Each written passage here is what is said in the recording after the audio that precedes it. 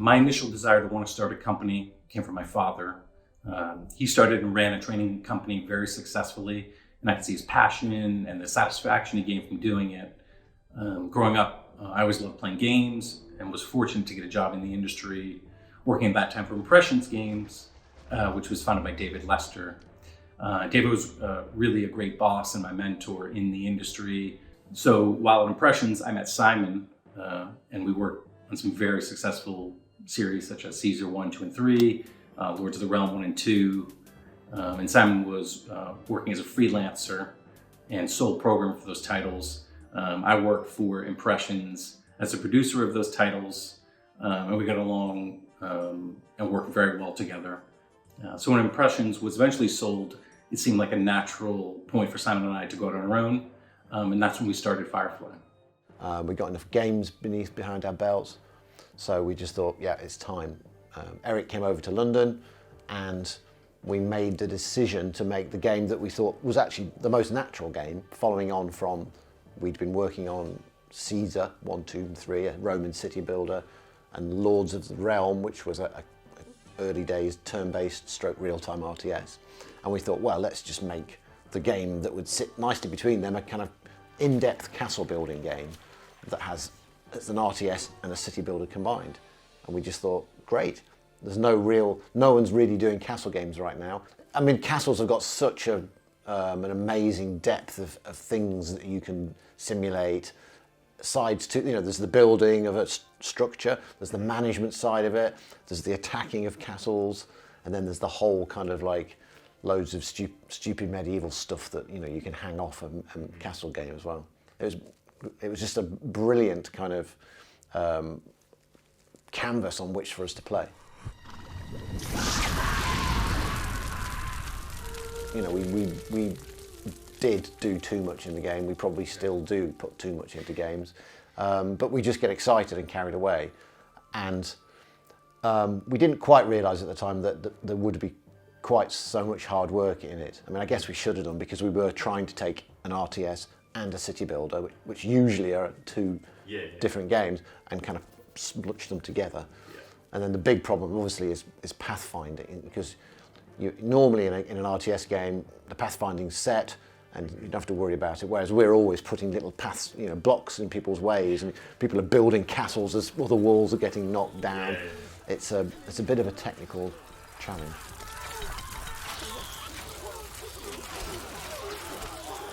This was in 99, 2000s, 2001. So we worked really hard, but because we kind of worked hard, we were working really long hours, almost round the clock. We were round the clock, in fact, for the last week, but really long hours for long periods of time.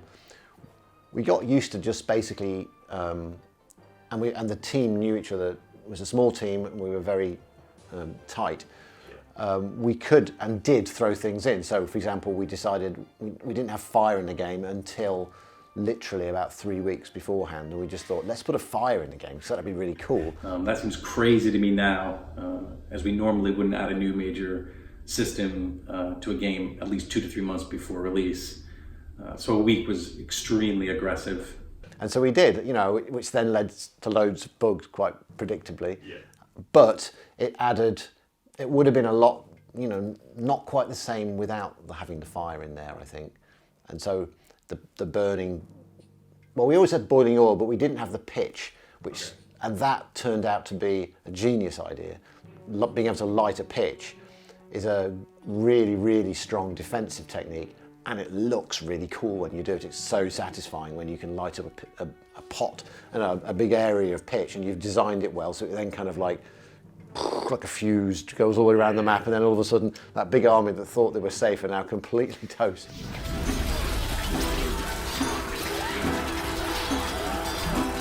As far as intense debates, we had a lot of them about everything.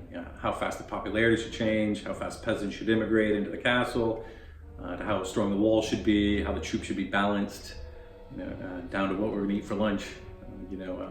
We still argue a lot today, and if we have an intense argument, it usually means we have something good and are moving in the right direction. Having it being our own company, Impressions was quite freeform as well, because the people that kind of made a lot of the sort of decisions were the same people as me, Eric and David at the time. But it's liberating having your own company, because then you can just take the risks and just go, we're going to go with it. We're doing a disease system. Yep. And that means we need an apothecary. It's like, yeah, okay, how long, but we can make those calls. Influences on us growing up, comedies, shows, not naming any names, but some obvious ones. But also, just because it's the game, the period is so cruel, so bleak in lots of ways, that the only way to kind of present it is by using humour, and so that just came naturally, really. And it was, again, it's fun to do it that way. So why not do it the fun way?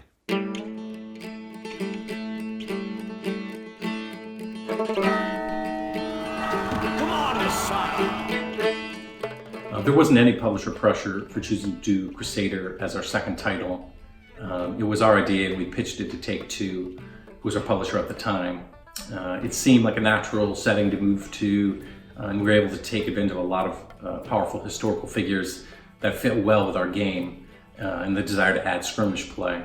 But what was really nice for us is that we could take a game that was already fairly well polished, and not completely bug-free, but we had been working through the bugs and patching it, and then spend another year on it to make it super polished, and as well as adding the extra mechanics, because we didn't really change the mechanics other than adding skirmish play, which was the main thrust in that. We didn't really add too many new mechanics, which for us is quite unusual.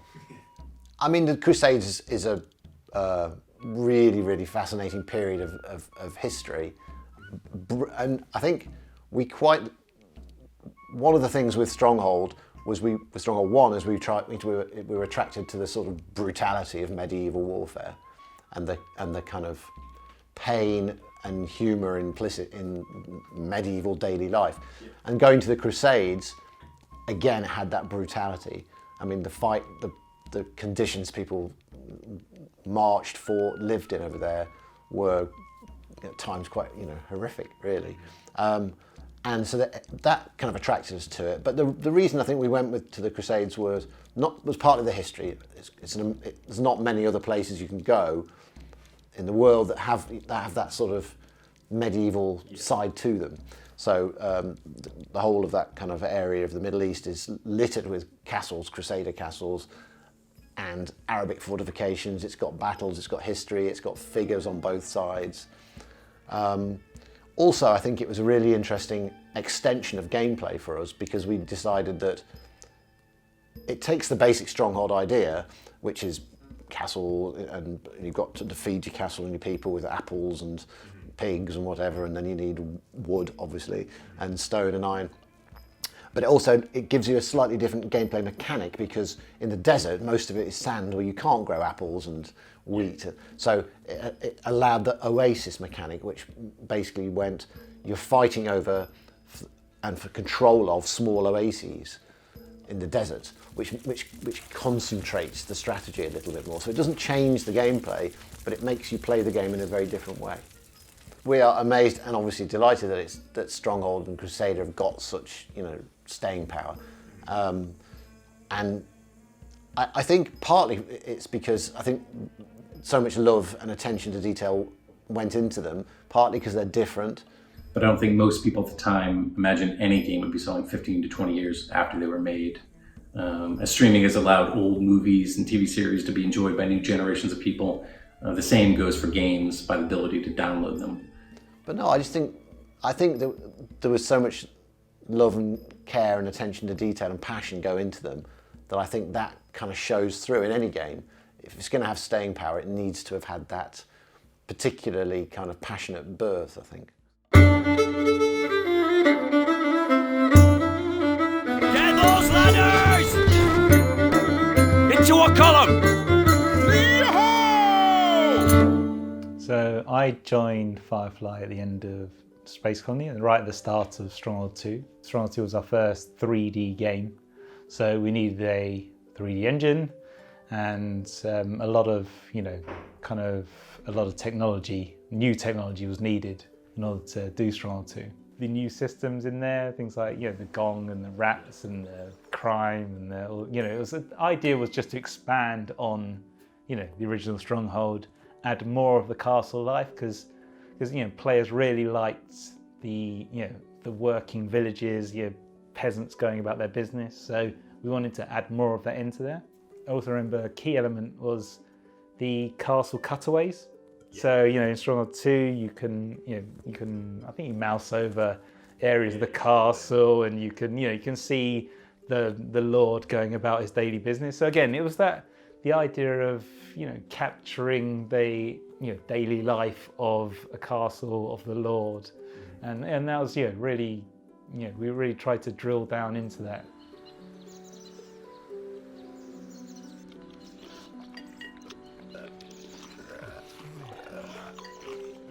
When you've made something as successful as Stronghold and Crusader, the great thing is there's loads of feedback from players. What it is so a lot of it is we collated what we thought people liked about Stronghold Crusader, and one of the things that came through was very much the personality that the game had. So the fact that there was peasants, they said things, when you clicked on them, they had information about them. Isn't the food good here? Lots of variety. Oh, I feel quite healthy. You're paying us alms money? Well, thank you very much. And that was kind of that's what we defined as castle life. So a lot of that obviously feeds back into how Simon was designing Stronghold 2. The way certainly the Stronghold games work is that Simon is comes up with a lot of ideas. But then Eric's very good when it comes to systems and things like that. So really kind of like turning those ideas into workable kind of solutions in the game that really fit with the gameplay. So they work very well together. Simon has got loads of ideas, but Eric can take those and like kind of pinpoint which ones really work well in the game. Because based off the success of Stronghold, the success of Crusader, that kind of the confidence we had in delivering a Stronghold experience, I think, meant that we were confident.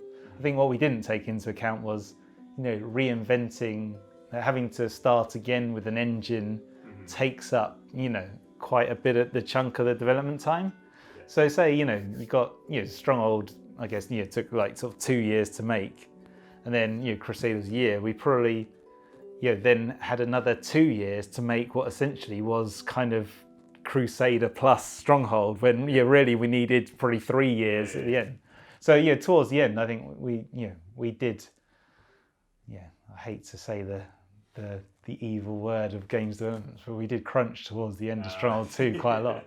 So and that's because we were up against it. We had huge amounts of stuff we needed to get in the game. We had a full story campaign. We had something like instead of those in Stronghold, there's like 4 AI characters, and kind of Stronghold 2 is at least 8. We maybe bit off slightly more than we could chew during that initial phase, and we were really up against it at the end. In an age of terrifying evil, when all hope had gone from the world, a boy would become a king, and his name would become legend.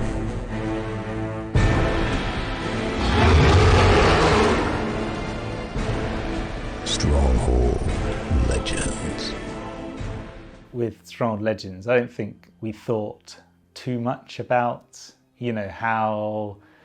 how the Stronghold community would react to, a fantasy version of Stronghold. When I first heard about Stronghold Legends and the fantasy setting, I was a bit hesitant on what that would mean for the game. All the new units, all the new ideas were pretty exciting to get working on. It wasn't until we started playing multiplayer that I really found how good those changes were. It made it much more fast-paced and exciting, and the new units definitely added to it. It was, our focus was on, the Stronghold gameplay. So the Stronghold gameplay has very strong foundations, and then we wanted to build a different experience onto that. Yeah. So, at that time, I know we considered just doing a Stronghold Crusader 2, based off, we did Stronghold and then Crusader, so natural thing to do Stronghold 2 and then Crusader 2, but we kind of felt like, I think, after 3 medieval Stronghold games, I think the team was kind of itching to do something slightly different. Yeah. And I think, for our sanity as well as, to give players something different to do, I think that's why we chose the fantasy side of it. Also because, great thing about fantasy is that you can break out of the shackles of reality that, and so we, especially, it's great for the artists. They get to, got to sketch out, some whatever they wanted, concept ideas. Yeah. I don't know. I guess when you're a programmer, it's probably not that different to be honest. Programming one thing and the next, but but the good thing about, I guess, for the programming side, they could do more effects and things like that. More graphical stuff that you can't really do in a sort of more gritty, medieval game. So I think it was just the sanity for giving Simon something a bit different to design. The whole team just to work on something a bit new and fresh, and we thought it was also good for players to just play something different.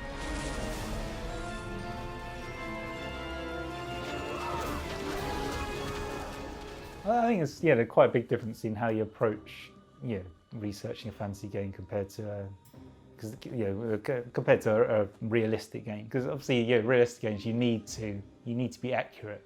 So in our office we've got like bookcase with about 200 books all about medieval stuff, and so we have to do a lot of research when it comes to anything, any buildings in the Stronghold games, because they need to be the technology involved needs to be accurate. It doesn't have to be 100%, but it needs we can interpret how we think it would be, because obviously we've got no photos to work on, but there's there's around the country is like there's some cool medieval villages that we can visit and get some ideas from, see how they've interpreted that. But it was obviously King Arthur, there was obviously Vlad Dracul, so it was like it was how to have 3 different factions, but also sort of vaguely tied to history, which so it was very deliberate that it was it was as close to kind of real history as possible. Yeah. Well, obviously being fantasy, but so that was very deliberate.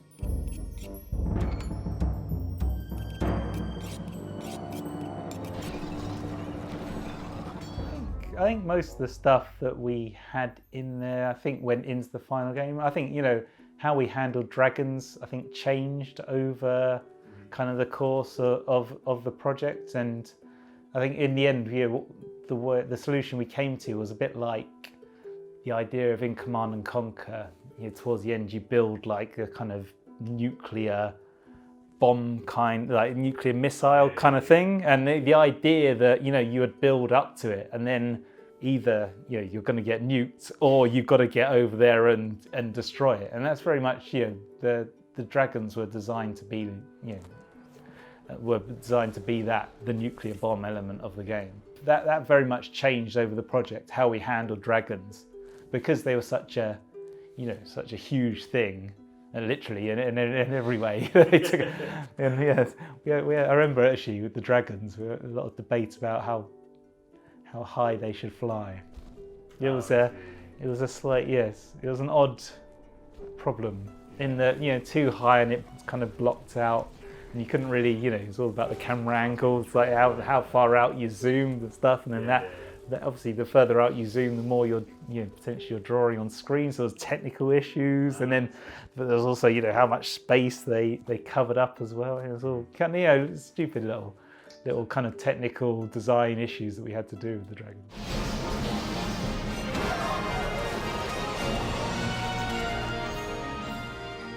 There were plenty of balancing issues when we were working on Legends, because they took forever to figure out how to balance bats, and then witches, and then giants, and then you had to make them kind of tee up against another player who might only have 6 lords, a wizard, and a dragon. So it presents some interesting issues, but the funniest one was easily, we had gone down to London. And we're doing some balance testing in multiplayer, I was convinced that the Ice Queen was really overpowered, but there was no changes coming from the balancing team. So to convince them, we had a multiplayer game, and I managed to pick one unit, and that was the Ice Queen, and completely destroyed all 3 opponents, who were Simon and Eric, in the first 4 minutes of the game.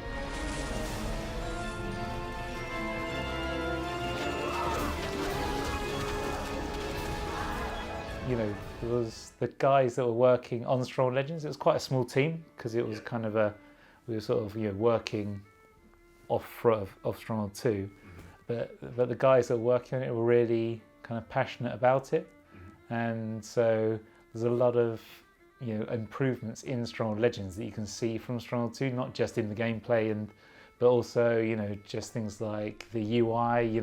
It scales even now perfectly on like large screens, even though back then the maximum was probably like, I don't know, 1080, but now it scales up to 4K, and there's a lot of kind of nice touches in there which weren't they weren't written down anywhere, so no one asked for them, but the team that were working on it just did it because they cared, and they were really into the game and making it the best possible experience for the players.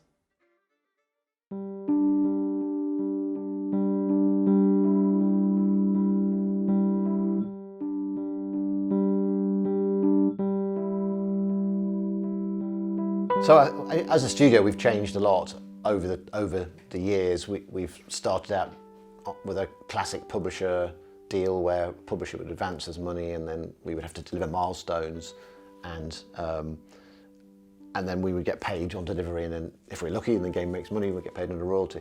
So as we've gone through and developed, we have had ups and downs like any game studio. I think game studios go to the wall quite often because they're not run financially that well, or because of things happen. I mean, we've certainly had incidents happen to us, like around the financial crisis, and unfortunately our publisher at the time ran out of money because they had their investors, I think, went bust, and so that just trickled down to us. So as the people at the end of the chain, we got the money last, we had no money, and that was a really, really hard time for us. That's the only time we've really had to let people go and shrink right down. We had to let go some very good long-term employees as a result, and came very close to having to close the company. It's difficult to see a creative project that you and your coworkers have poured your heart and soul into teeter on the brink of being canceled or released early due to forces that you have no control over. For us, the important thing was to keep trying to make the best game that we could and to continue to put all of our effort into it. In the case of Stronghold 3, we had to contractually ship the game before we wanted to. We spent a lot of effort after shipping it to fix issues, but really the damage had been done. I think we've survived it, so the positive is we didn't fold. That made us a lot stronger, I think. It also made us consider the idea of self-publishing, which was coming around at that time. The period around the financial crash was incredibly stressful, 3 years for everyone involved, and a lot of hard work. But I think it's the closest we've come again to almost those first years with Stronghold, when we're starting from scratch. It was a smaller team, but the pressures were off a little bit because we didn't have to find so much money to fund it, and also it gave us a little bit more freedom. So we kind of got back a little bit of that kind of early days spark, I think, and that allowed us to look at also different ways of working and different ways to build games, like Stronghold Kingdoms, which is a totally different sort of style of game. It lives on servers and databases, and it's got its own complexities, but it gave us that freedom to kind of create again. When the crash happened and we had to restart, it was almost like we were rising like a phoenix from the ashes. Stronghold Kingdoms. Forge the ultimate alliance of medieval lords. Begin with a humble village and carve out a medieval empire. Design, build, and siege mighty castles. Arise, conquer, become the king. So when we originally came up with the idea of Kingdoms, I'm pretty sure the plan was for it to last about 3 years. And then, because that was the kind of life cycle for MMOs at that time. You'd have a new MMO come out, most players would get into it, play through the content, maybe play 1 or 2 expansions and then quit. Kingdoms went on for 10 years, and I don't think anyone was expecting that. It was an interesting experience starting out and telling people that, hey, we're taking the Stronghold brand in this sort of very, very different direction. And I think the Stronghold community kind of helped us build the basis for what formed our Kingdoms community. But once the Kingdoms community had really taken form, it was something completely different. Obviously, once we had the game up and running, we had to do some testing on it. And so we did sort of some alpha tests with the community. And that was great. There was, it was a really, because at the time, the only community we had was Stronghold fans. So we pulled in a lot of the testers from Stronghold and Crusader, so ones that we'd used years before. We contacted them, we got them involved, and so there was a really nice kind of small test group right at the start of Stronghold Kingdoms, and they really, they seemed to really enjoy the gameplay, which is it's quite interesting because it was quite different from a Stronghold game. Yeah. But so as long as they could get used to the change of not being real time, and get used to the idea that you've got longer times to build things, and they were really into it. So it was a really good start to testing Stronghold Kingdoms.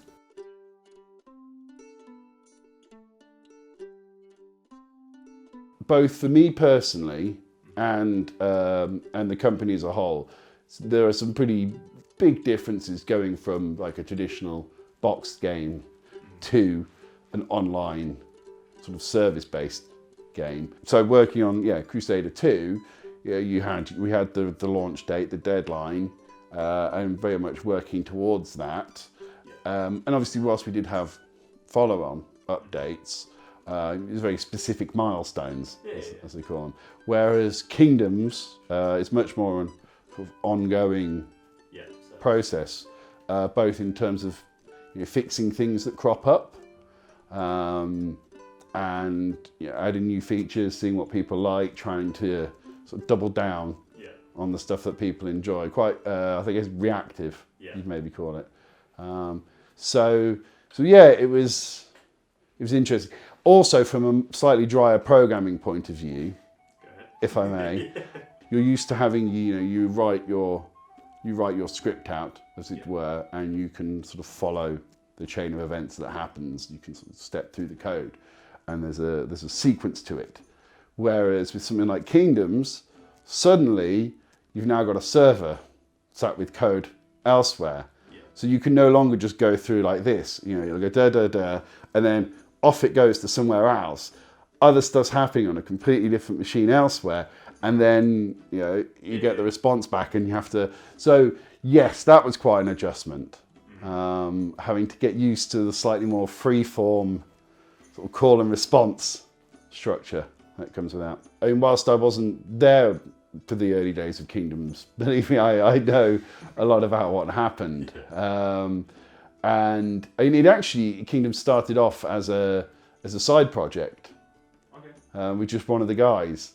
Just one person working? Yeah, a guy called Andy Prime. So Andy started working on it solo, and it went through sort of various prototypes, some of which I've seen. There's the infamous click wars, which you could take provinces off people just by clicking on it. And so we had this kind of, so Simon, Eric and I were playing this very early version one afternoon. And I don't know how it exactly came about like this, but we turned it into almost game almost like game Pac-Man, whereby, so Eric was basically, going around a map of the UK, capturing provinces. And then Simon and I were trying to basically chase him down and remove all of his provinces before he captured them all. And it turned into about 3 hour epic. It was great. It was great.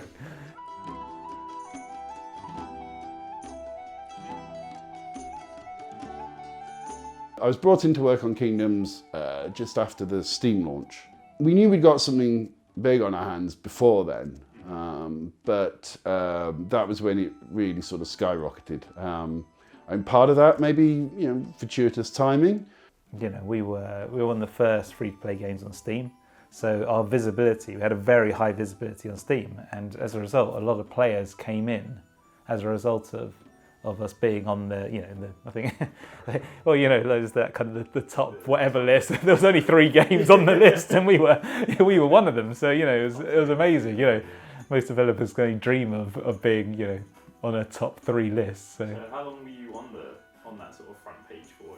Quite a long time, yeah. Quite, we were right at the start. As in when we were talking to them. They hadn't launched their free-to-play section yet. At Kingdom's peak, we were having sort of weekly agile meetings on how to best add stuff to the game, react to the huge number of players coming in, tweak the game based on their feedback, etc., etc. And yeah, it just kind of took over the studio, and it still does. Even with like our focus on Stronghold Next and Romans now, Kingdoms is still, you can't avoid it because it's constantly being updated with new worlds and all the kind of stuff that players still want out of the game. What is it now, like nearly 9 years after it came out? So yeah, in terms of our day-to-day, it's kind of inseparable from Firefly. Explore new disciplines to gain the upper hand. Everything from salt working to siege mechanics. Hundreds of quests and achievements to challenge and reward you. The problem with doing a service-based game is that your customer support side of things has to interact with so many people, hundreds of people every single day with various issues, genuine or otherwise. But then occasionally it'll come through, and we have to take it seriously every single time that someone's passed away. And a lot of the time, all the time, we'll take it absolutely seriously. We'll verify it. We'll do what we can. There's certain things we can't do because of the terms of use, but people will fake their own in-game deaths for various account-related reasons. And we'll never forget the time that a player basically did this as an attempt to start a new life in the game, I believe was the reason. Like in movies where a character is told that they can just wipe their slate clean for a huge amount of money or a big sacrifice or something like that. This is basically an in-game version of that. And luckily, we worked out that this person had faked their own death and we were able to kind of remedy it. But just the idea that people would go to those lengths to wipe their digital life clean and start fresh, whether they mean to infiltrate a house as a result or I don't know what they were actually trying to do.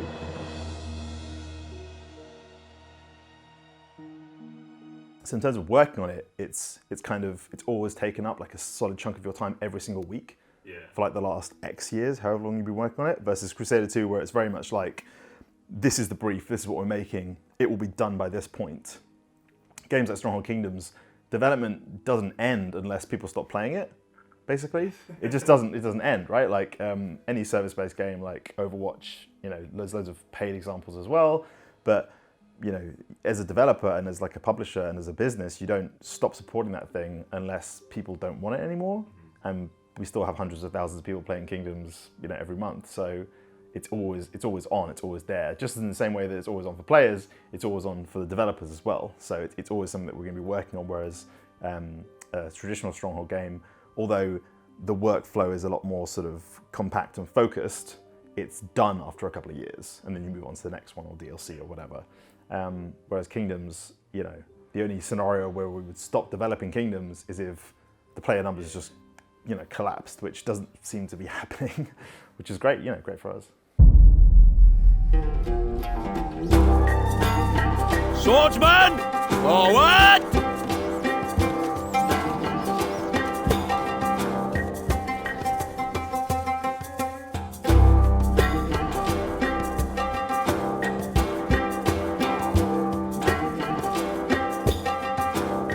It was a follow-up to an extremely popular game, and there were specific things that made the original Crusader popular. So it was important to keep that DNA. To be honest, when I came onto Crusader 2, the learning curve with sort of the tech involved was far more prominent in my mind than pressure to carry on the legacy. But as release drew near, there was a sense that we needed to do right by the fans. can be a bit daunting to compete against a finished game that a lot of people really like and they have fond nostalgic memories of. So it was an interesting challenge, and it was a great inspiration to try to improve on it however we could. I didn't understand how beloved Crusader 1 was by the fans, so that ignorance actually, mitigated any pressure that that might have been there if I knew what was going on. We really wanted to capture the feel of Crusader 1, but make it much more interesting and fun for fans of the original than just a straight up tech upgrade to the original, bringing it into 3D and all that. I think it's pretty rare to have such a clear picture of what the finished game should be like, so we had the advantage of a working template and source code we could reference and design details we knew would work going in, and we hoped from there we could build on it.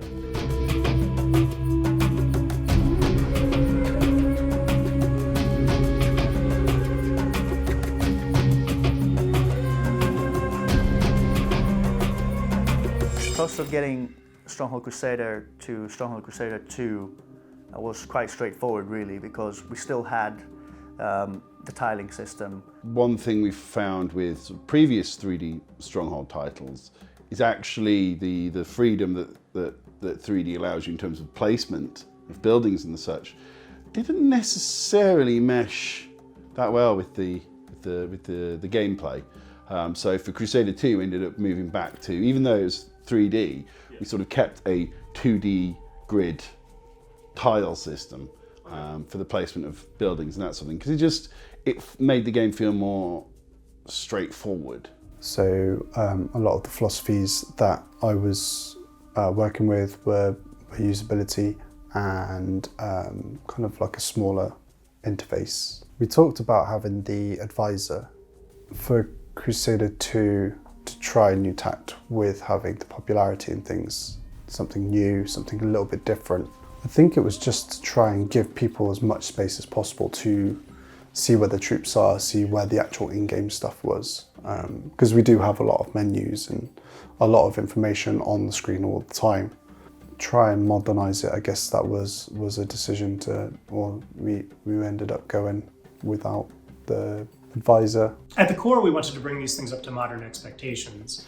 So for example, the maps are much larger than they were in Crusader 1, projectiles and buildings rendered in 3D. They're all network synced. There's a lot going in that's very modern, but at the same time, we wanted to capture the feel, the flavor, and the charm of the original. And I think the improvements on the economic system succeed in doing that, making things more fun, but not sufficiently different to not be recognizable as Crusader. When we actually released the game, it was pretty quickly back to business as usual. Okay, it's out there now. Let's see what players do with it. Cool. Right. What's top of the list now? And just sort of, it maybe changes the order of your list of stuff, but your list of stuff is still there. It was kind of a release, and then we were already thinking of the next thing.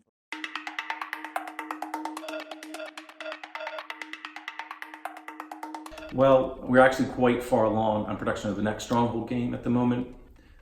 I can't really talk about it at this point, than other to say it's based in a setting we haven't done before, and I'm quite excited about it. It brings us back a little bit to some of the early Stronghold ideas of castle life, some of the simulation stuff.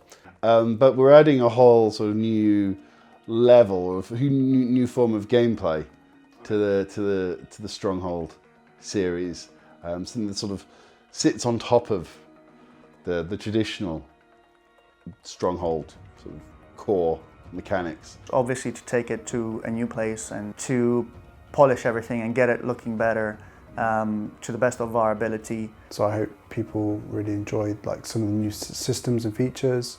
And hopefully this will come across in the reel and all the kind of videos that we do after that point. But I think it is possible to have your cake and eat it too with regards to Stronghold. Like, you can have those classic features in the game, but you can change things up at the same time.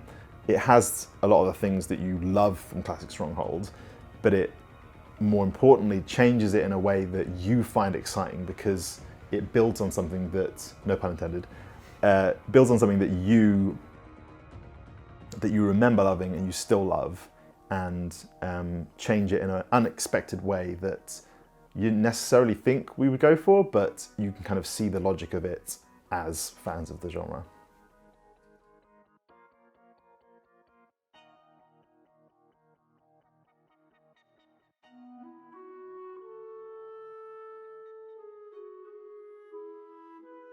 Final question, are there any parting words of wisdom or admiration that you have for the Stronghold community? Yep, I mean, we've seen loads of really nice pictures and photos and wedding shots come in with Stronghold music and Stronghold theme, this, that and the other. Tips, don't know, always more wood needed. I mean, it's amazing, you know, it's amazing that you still get people, I read the comments on our YouTube videos that, you know, still say, I still play Crusader 1, and they really look forward to what we do as a company. And even though we've had some hit and misses, you know, they're still excited about what we're going to come up with. Sometimes you just can't place that there. Whether it's in the game or in real life, sometimes you just can't do a thing, and you just have to accept that you can't place that there, my lord, and you have to just move on. One of the nice things about working on these titles is you're working on something that you know people care about, which you know means a lot. Yeah, thanks for sticking with us, and hope you enjoy what we've got coming down the pipeline.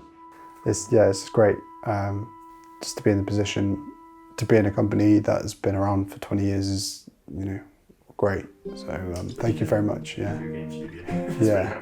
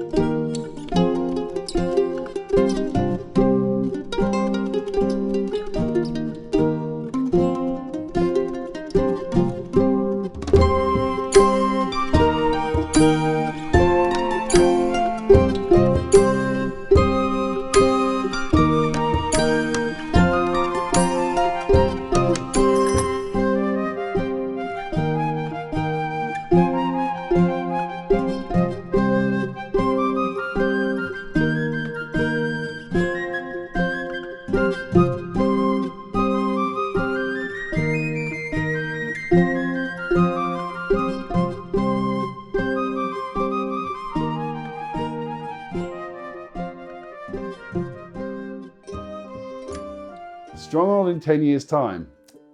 That's a good question. I'd love to be able to play Stronghold, feeling like I'm standing around a table of little living miniatures and conducting sieges from a god's eye view. I would like to see more of a fantasy. A hybrid 3D, 2D game. I'm not sure how exactly. Space Colony, Stronghold, or Stronghold crossover. I'd definitely like to see some sort of Viking themed game. You know, I'd like loads of pieces. I'd like you to be able to, you know, have a million bespoke pieces so that you could build whatever kind of castle you want. Or a version of Stronghold to have, you know, to be like the definitive castle builder. We can do a lot more, I think, you know, we can have a lot more ambition in terms of the way we can depict medieval street life, for example, going forward. And that's an exciting thing. My personal favorite of any game really is I love doing the kind of 2.5D pixel artwork. That's my jam. Keeping one foot in the past, and whether it's through the introduction of new mechanics or new graphics, or anything that we can do to make Stronghold more compelling as a brand for people, I think just existing in 10 years will be a huge achievement.